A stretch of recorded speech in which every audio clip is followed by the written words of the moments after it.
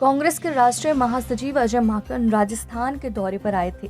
मुख्यमंत्री अशोक गहलोत और सचिन पायलट सहित अन्य कांग्रेसियों के बीच की खाई पाटने, लेकिन जमीनी स्तर पर गुटबाजी पहले से अधिक बढ़ गई।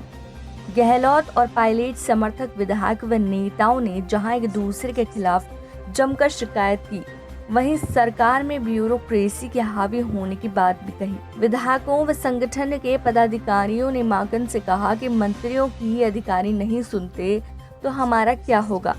अधिकारी मंत्रियों के फोन ही नहीं रिसीव करते, मंत्री ही अधिकारियों से परेशान हैं। गौरतलब है कि गहलोत और पायलट के बीच एक माह तक चले विवाद के कारण दोनों के समर्थकों में जमीनी स्तर पर बढ़ी दूरी खत्म करने के मिशन के तहत ही माकन 2 दिन से प्रदेश के दौरे पर हैं। इसी सिलसिले में गुरुवार को उन्होंने जयपुर संभाग के नेताओं के साथ संवाद किया। इस दौरान विधायकों ने खुलकर सरकार में सुनवाई नहीं होने की बात कही। विधायकों ने कहा कि मंत्री फोन ही नहीं उठाते और ना ही मिलते हैं। अगर मंत्री मिल भी गए तो अधिकारी उनके नहीं सुनते। पायलट समर्थक विधायकों ने सरकार में अपनी सुनवाई नहीं होने की बात कही।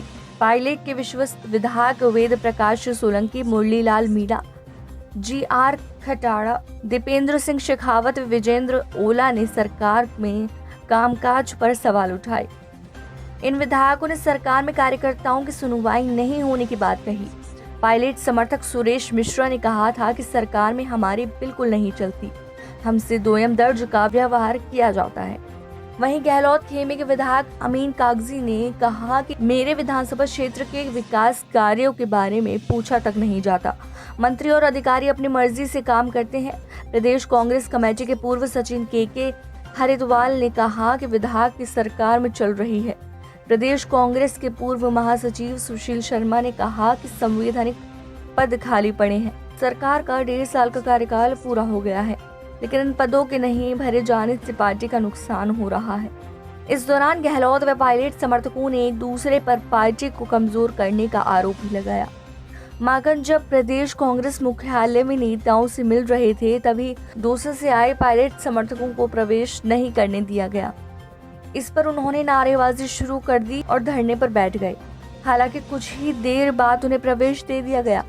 अजय माकन ने मीडिया से बात करते हुए कहा कि मंत्रियों से चुनाव घोषणा पत्र के क्रियान्वयन को लेकर 2 अक्टूबर एक रिपोर्ट देने के लिए कहा है।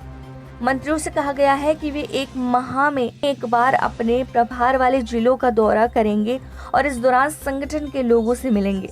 उन्होंने कहा कि फीडबैक कार्यक्रम के तहत विधायकों, संगठनों के पदाधिकारियों व आम कार्यकर्ताओं की राय जानी गई है। सत्ता और संगठन में बेहतर तालमेल का प्रयास किया जा रहा है। ऐसी और खबरों के लिए देखते रहिए क्रंच न्यूज़ और लाइक कीजिए, शेयर कीजिए, सब्सक्राइब कीजिए।